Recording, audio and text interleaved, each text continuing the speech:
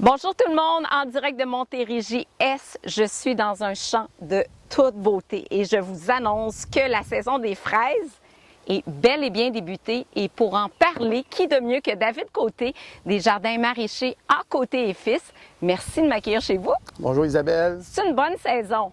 Une belle saison s'annonce dans les fraises.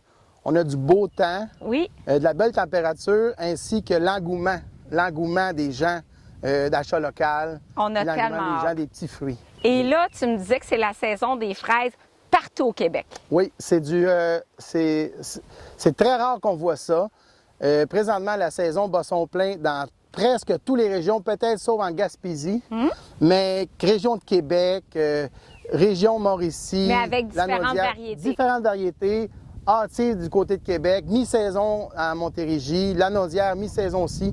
C'est parti à la grandeur due aux chaleurs du mois de mai, mais une chaleur uniforme sur la province. Ça, c'est une bonne nouvelle parce qu'on peut faire de l'autocueillette un petit peu partout où que l'on soit au Québec. Moi, ma question pour toi, là, c'est ta passion pour la culture maraîchère est née d'un stage en Ontario, je pense. Oui, j'ai vraiment accroché sur la culture fruitière maraîchère en 1995 lors d'un stage dans la région de Woodstock, Ontario, puis avec un très bon patron aussi. Puis par la suite, je suis revenu au Québec, puis j'ai terminé mon cours en agriculture au cégep. Puis on a commencé à l'utilisation de main-d'œuvre étrangère là, dans ces temps-là, donc depuis 1999. Et là, je pense que tu parles 3 langues couramment, là. On parle encore langue couramment, avec notre accent personnel, mais on se fait comprendre.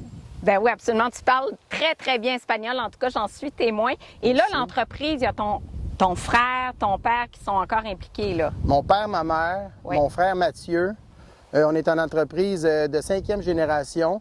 Ma sœur habite la maison du arrière-arrière-grand-père qui est sur le verger.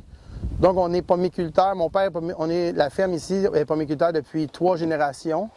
Puis, par la suite, mon grand-père faisait les fraises. Mon père, j'ai continué par la suite dans les fraises. On a débuté aussi l'expansion dans la culture maraîchère, là, dans les oignons, mais sucrés. On se spécialise dans le piment fort. Puis oignon rouge, ça va falloir Oignon qu'on rouge, vienne oignon en espagnol, parler. oignon doux. Mais là, je veux que tu me parles de Daisy, là. Regarde ici. Daisy, c'est qui ça, Daisy? Daisy, c'est ma première fille de 7 ans en 2013. Le 11 juin, lorsqu'elle est née, on avait décidé de l'appeler Daisy. Puis le Daisy Fruit était dans ma tête, fait que je voulais partir la marque Daisy Fruit. Donc depuis ce jour, on a la marque pour nos fraises, pour nos fruits, la marque Daisy Fruit.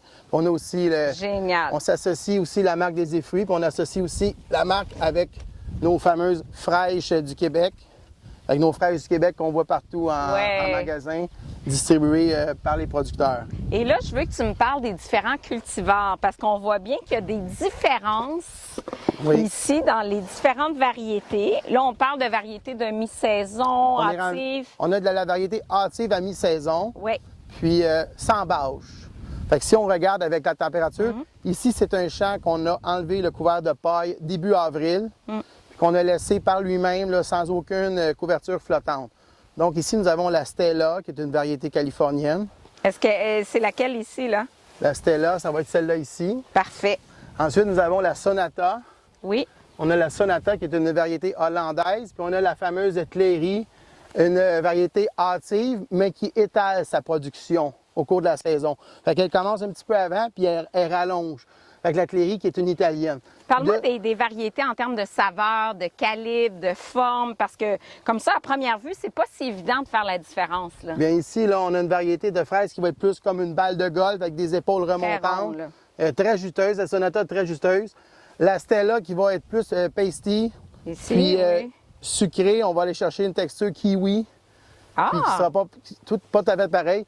Tandis que la Cléry, elle va plus nous éclater en bouche avec du jus, un peu comme la Joël. Là, ici, on n'a pas de Joël, mais la grande gagnante, qui est la Joël, la variété. C'est ta préférée? Bien, c'est la préférée des consommateurs québécois aussi. Puis du côté de la production, c'est la plus produite côté autocueillette, grande mise en marché, pas transformation, mais préparation à la maison. Là. Ici, les jardins d'Abbotsford, Oui. On peut acheter des produits, on fait de l'autocueillette. Il y a plusieurs activités aussi, là. À notre kiosque sur la route 112, au jardin Abbotsford, on offre l'autocueillette de fraises, de framboises, de bleuets d'automne.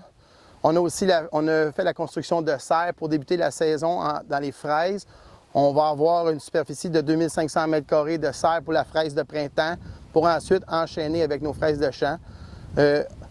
Une année qui est non COVID, on a les jeux pour les enfants, on a des activités, les gens peuvent pique-niquer, faire des trucs, passer quelques heures à la ferme. Puis c'est vraiment un engouement là, présentement pour les familles québécoises. Bien, absolument. Je pense qu'il y a un intérêt pour l'achat local et puis ça passe évidemment par les fraises qui, je pense, avec la pomme, probablement. Bien, il y a eu un départ canon dans l'asperge. Les gens ont très bien répondu, les consommateurs québécois ont très bien répondu pour l'asperge. La fraise suit. On espère que ça s'enchaîne pour tous nos produits. Et on continue avec la belle fraise d'ici. Merci, David, pour ta passion. En tout cas, tu es pas mal communicatif. On vous attend dans les champs. Venez en famille. Chapeau, crème solaire. Bonne journée.